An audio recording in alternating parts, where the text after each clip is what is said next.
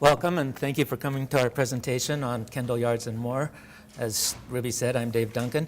I would like to especially thank anyone from the west side who's here or anyone from outside of Washington State for coming to Yakima for the 2017 Washington State Municipal Stormwater Conference.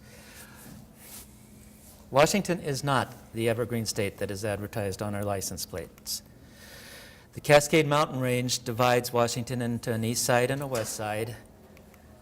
And the Department of Ecology has four regions in which the Washington State is divided. Western Washington is divided into the southwest and the northwest regions, and eastern Washington is divided into the central and eastern regions. Most of the Puget Sound area and the rest of western Washington averages more than 30 inches of annual precipitation. According to the slide in the lunchtime presentation, the average is over 80. It averages about 80 inches. Most of eastern Washington averages less than 30 inches of annual precipitation, and there is a wide diversity in the climatology, geology, and hydrology of the region. Some places average a lot less than 8 inches. Cactus grow in Asotin Canyon and in places in the Central Basin. And while you may be in desert conditions, localized intense thunderstorms can cause flash flooding events that need to be considered in stormwater management. Oops, let's stay there. Just 40 miles north of Asotin, Pullman is built in the Palouse Hills, which is wind-blown loess soils from the Central Basin. And Pullman has rain on snow and highly erodible soil events. Some areas have high groundwater, and some areas have fluctuating groundwater tables due to irrigation seasons. Spokane had 3 months of continuous snow cover last winter, and Yakima, some people advertise it as the Palm Springs of Washington, which other people say isn't exactly fair, and I agree. It was kind of chilly last night, and Palm Springs does not have a salmon-bearing river in it, and it's not in prime wine country, prime wine grape growing country like Yakima County and Walla Walla County and some of the other southern areas.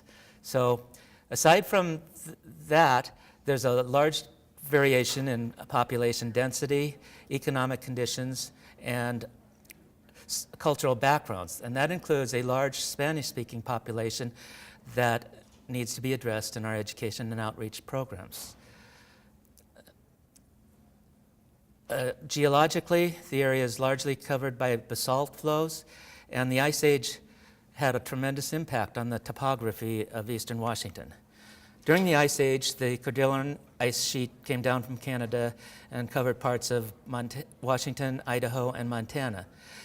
The Puget Lobe covered the Puget Sound area. The Okanagan Lobe came down and blocked the Columbia River, forming Glacial Lake Columbia, which extended eastward all the way into Idaho, or that blocked the Columbia River. And the Purcell Trench Lobe blocked the Clark Fork River, creating Glacial Lake Missoula in Montana. Now, this ice lobe dam failed and reformed numerous times, creating torrents of water, sending torrents of water through eastern Washington, forming Palouse Falls, Dry Falls, the channeled scablands, and leaving the deposits that now form the Spokane Valley Rathdrum Prairie Aquifer. Eastern Washington is in the inland northwest and is in the Columbia River Basin, which includes almost all of Idaho, most of Oregon, parts of Montana, Wyoming, and Nevada, and part of British Columbia. The information that is learned on stormwater management in eastern Washington goes beyond Washington State's border. Brandy?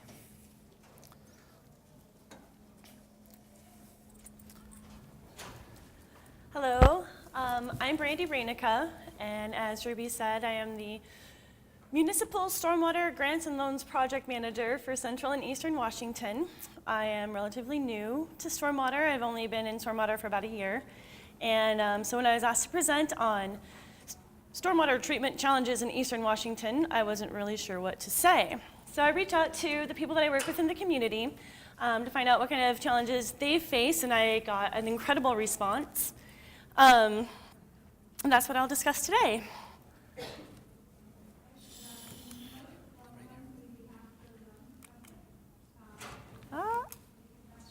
Did I do it? No. Which one is it? This one. Aha, thank you. So for the purposes of this discussion, I'm defining stormwater as any rainfall or snow melt that enters a stormwater system, and that can be an MS4, combined sewer overflow, conveyance pipes, or open ditches.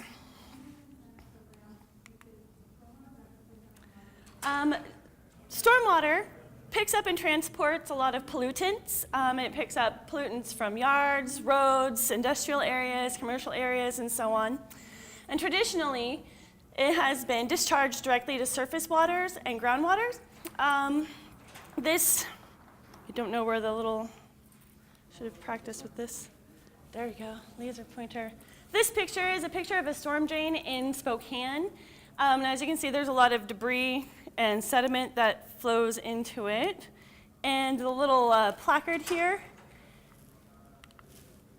indicates that the water that goes down this drain is going to be discharged directly to the Spokane River.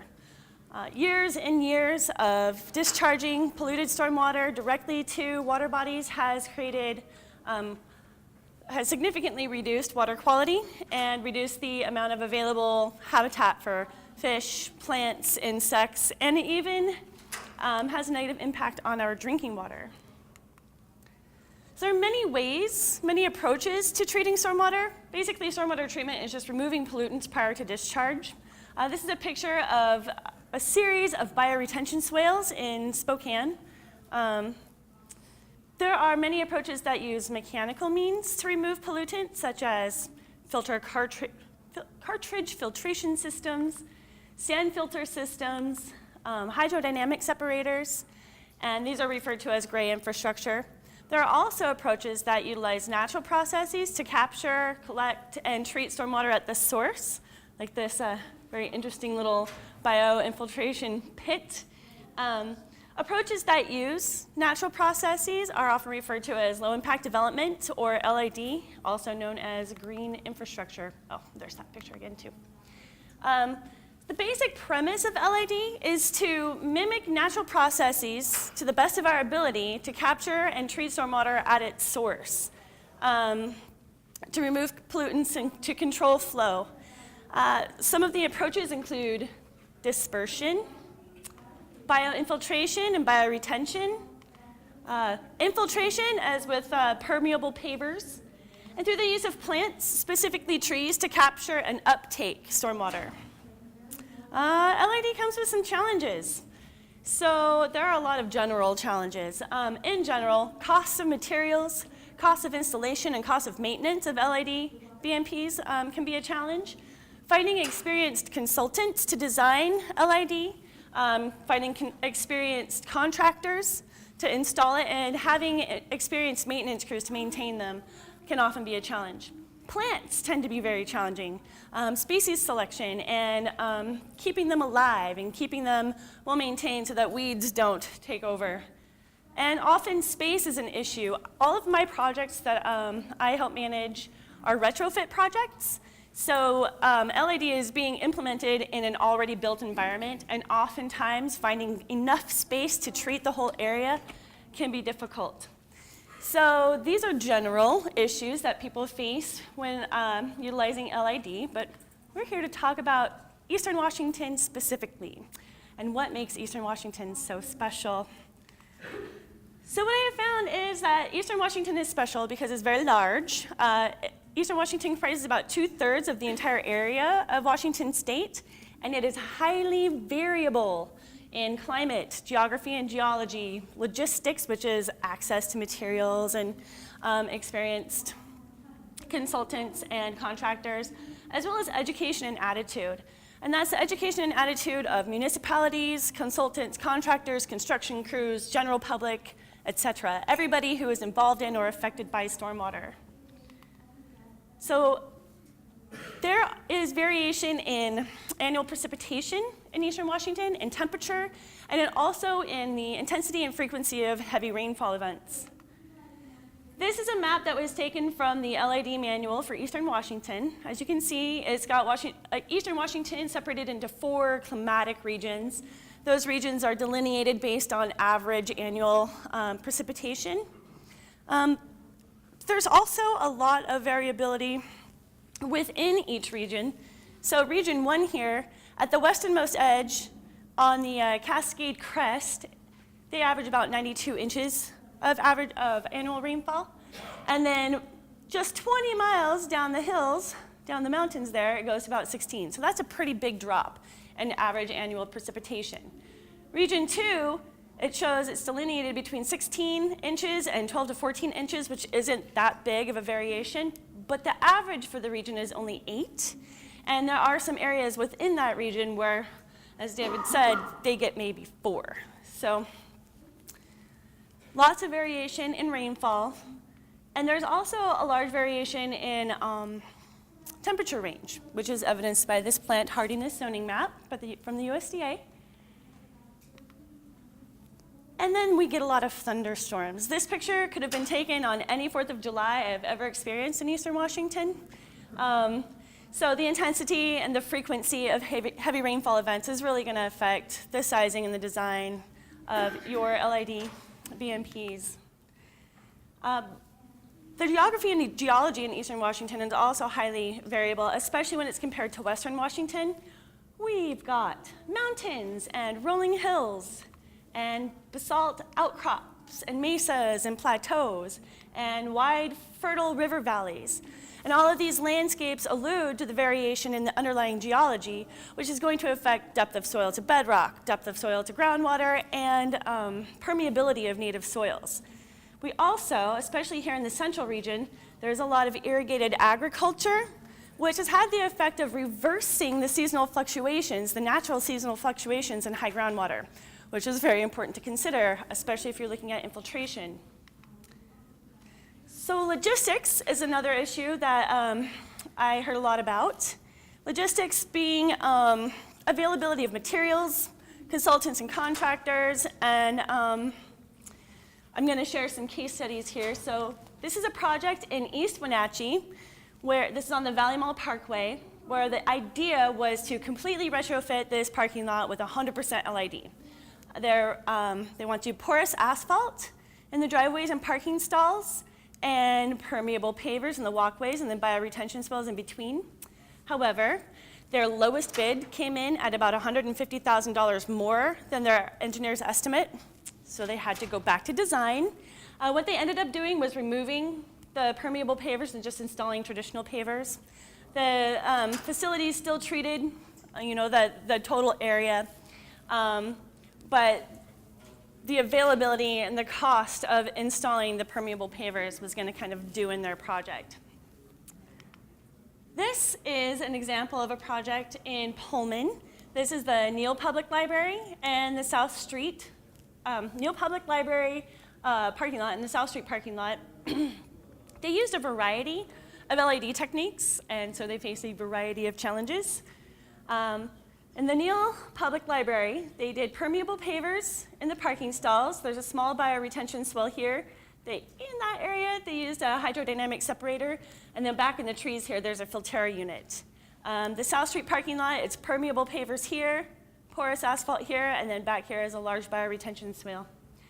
So one of the issues they faced was similar to East Wenatchee, where their bids came in higher than what was estimated. Fortunately, they do have a stormwater utility, so they are able to make up the difference using their stormwater utility funds. In Eastern Washington, especially with some of the smaller municipalities, that's not always an option. Fortunately for them, it was. Another issue they had was the rock that was specified in the LID manual to be top course under the permeable pavers couldn't be locally sourced, and it was going to be really expensive to have it transported in. So what they did is they went to their local quarry and had them test their fill to see if they could find a suitable substitute, and fortunately they could, so they could move ahead with the permeable pavers. Also, with the permeable pavers, they really wanted to use a product called Chlorostone, which is kind of a cutting-edge technology. It was developed by WSU grad students, so it would have been a great fit in this project. And the thing that makes the Chlorostone pavers really cool is that the pavers themselves are permeable. So the water goes through the pavers and not just between the joints. Unfortunately, at the time that this project was being done, the Chlorostone pavers were not available. And so they switched to traditional permeable pavers, which also reduce the cost. So cutting edge technology can be difficult to get a hold of, and it can be less cost effective. So this is a really common issue, is plants. Oftentimes, places will install fall plantings and look beautiful, and by the next growing season, it's expected that the plants will be mature and thriving and that the facility will be functioning properly.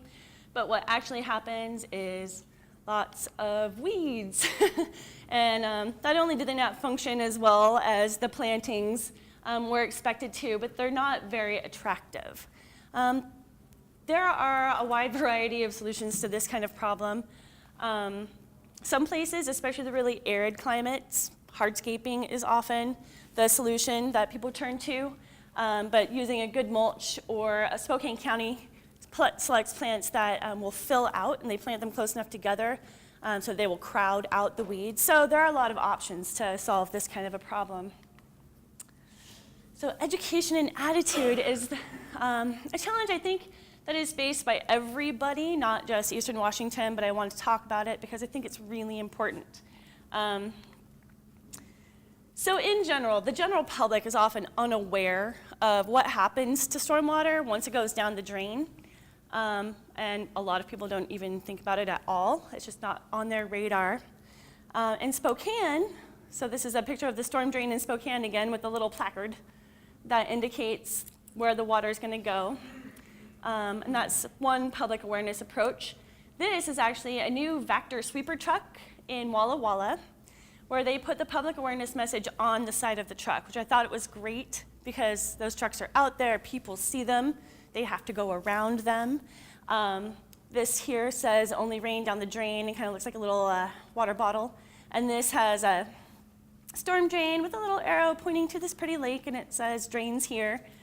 One of the things I really like about this is that it's very pictorial. So even if English isn't your first language, you can look at this and still get the idea of what it's trying to say.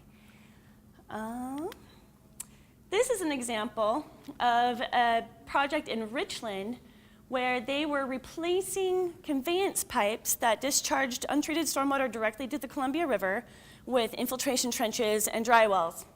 This is in a cul-de-sac, and as you can imagine, the neighbors were highly disturbed. And there was one homeowner who was especially upset. He didn't understand why they were doing stormwater work in their cul-de-sac and blocking his driveway.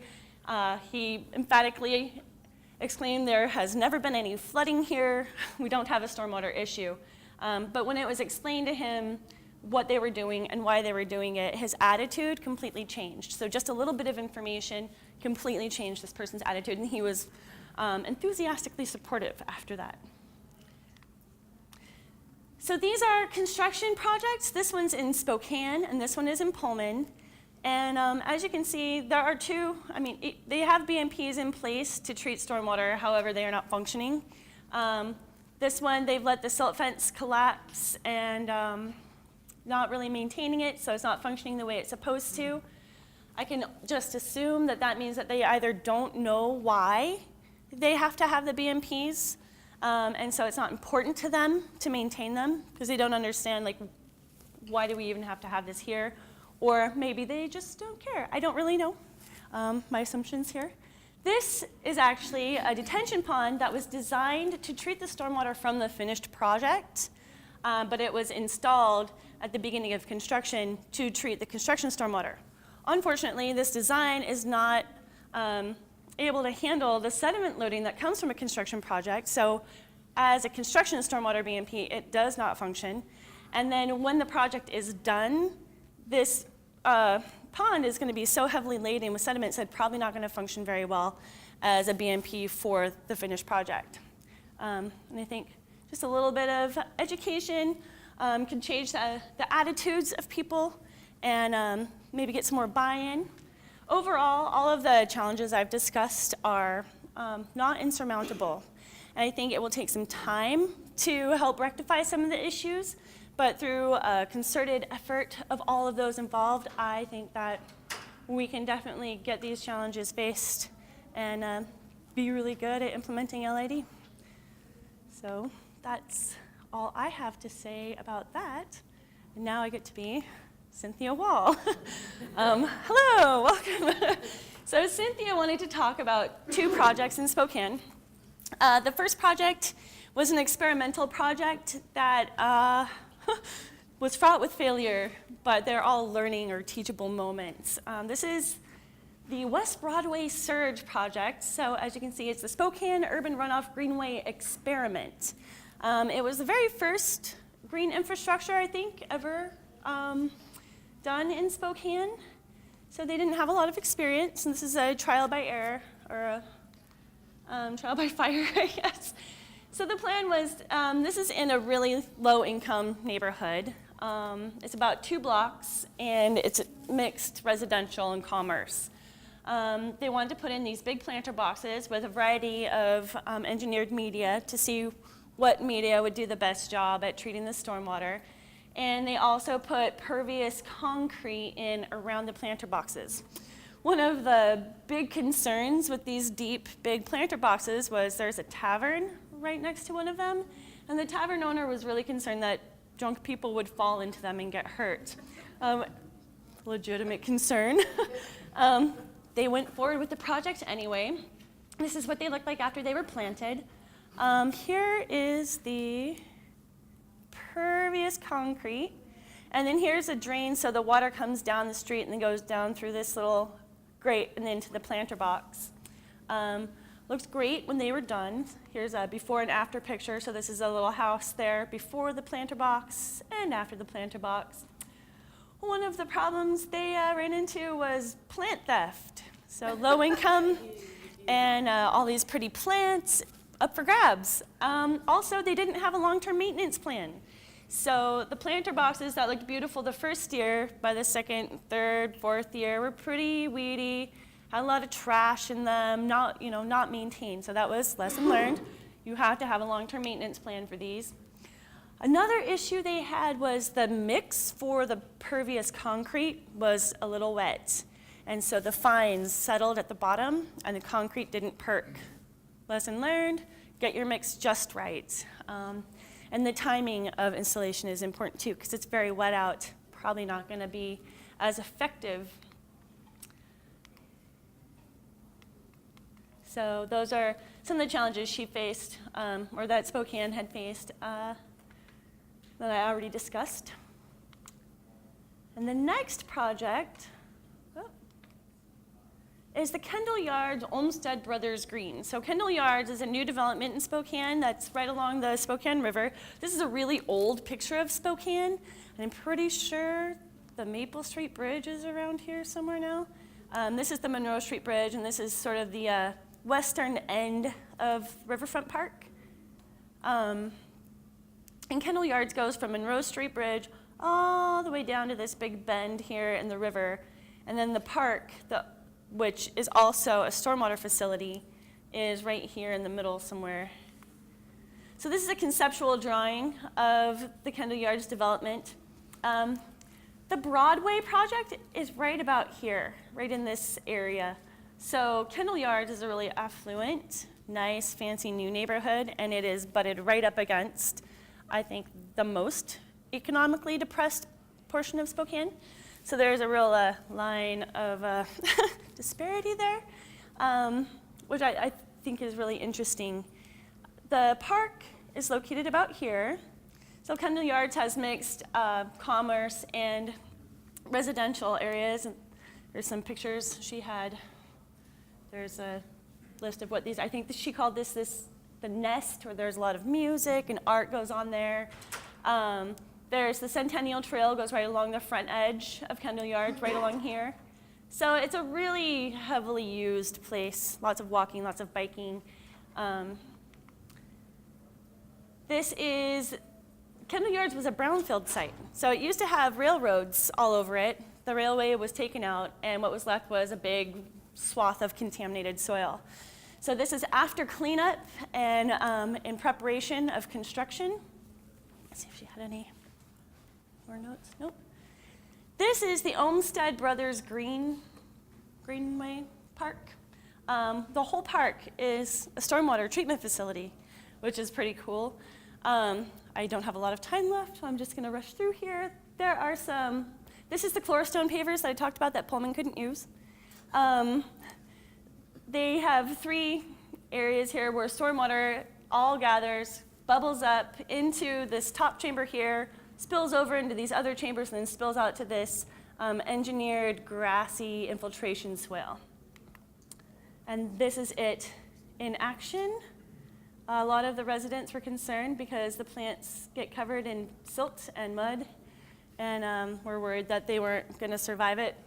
But that's what they're there for, is to filter all of that out. So it was publicly funded, but Kendall Yards is a private development, so there is some concern that the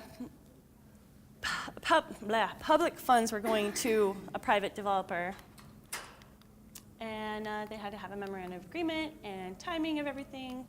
And that's the end of Cynthia's presentation. If you have questions, I'm sure there are people in the room who know a little bit more about it than I do, but I'll do my best.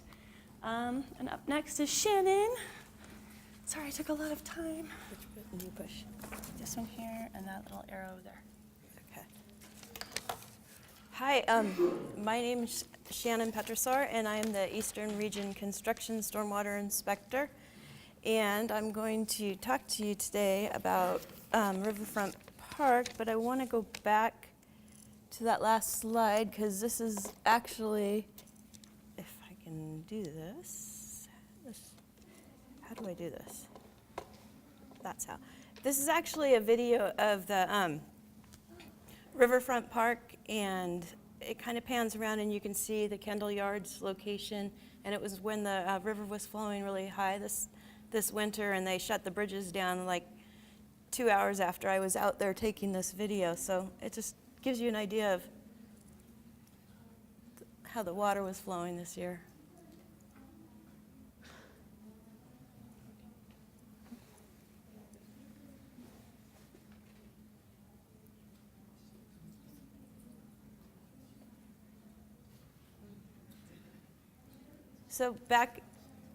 So it kind of comes around, and it'll end up looking at the Kendall Yards area off in the distance.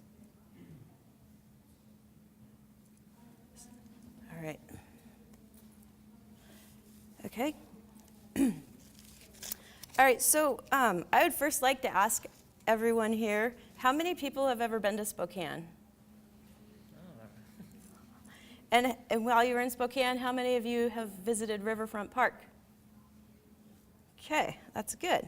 So Riverfront Park is located in the heart of downtown Spokane and was created for the World Fair Expo 74. Riverfront Park covers an area of 100 acres that includes 2 islands and shorelines along Spokane River. So, let's see. Down in, it's hard to see probably, but you can see the outline of the city of Spokane, and the little red dot is where the Riverfront Park is located. And then this is the blown up version with the Google map that shows in green Riverfront Park. So I will first give you a historical view and then briefly discuss the redevelopment of the park. And you will see that the reconstruction of this site is complex with regards to the construction stormwater general permit.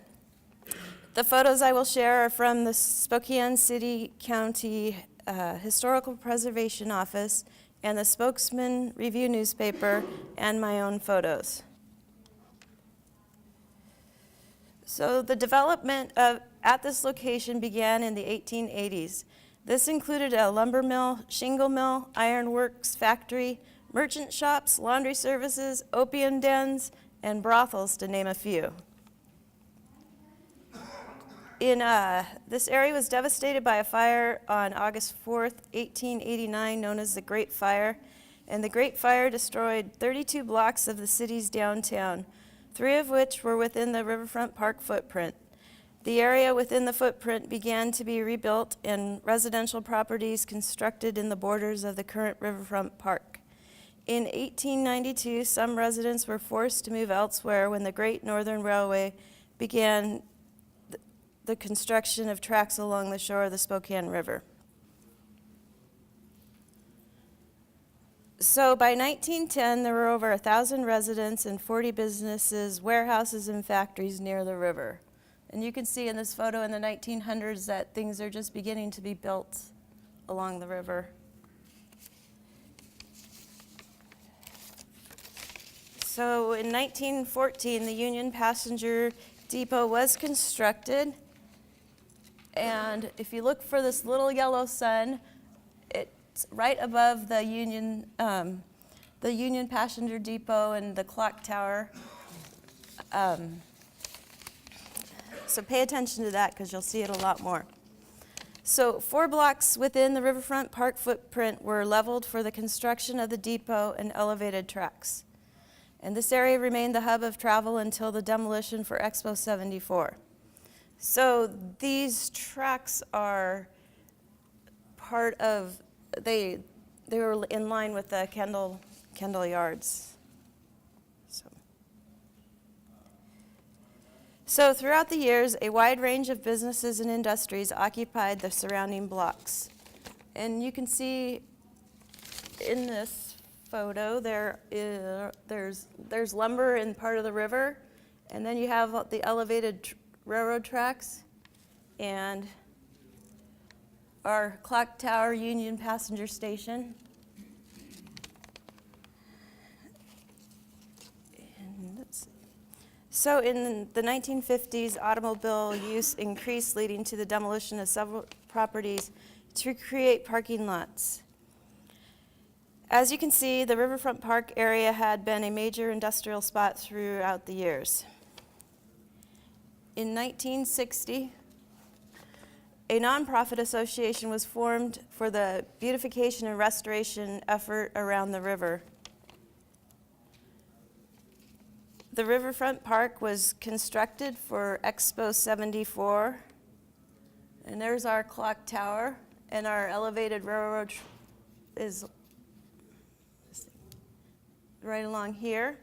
And then these next photos are just kind of show you the demolition of those tracks and areas around the park. And their clock tower is still there. They're just beginning to take down the Union Passenger Depot. And another photo with our clock tower still there. And this is the last photo of the preparing for Expo 74. And the clock tower is remaining, and the Union Passenger Station is gone. So the Riverfront Park the Riverfront Park has been an icon for Spokane and is the location where several annual events are held each year. In 2016, the City of Spokane began construction to redevelop areas of the park. The overall redevelopment plan is anticipated to be completed in 2020, and as you see, the historical uses of the site of Riverfront Park have been numerous.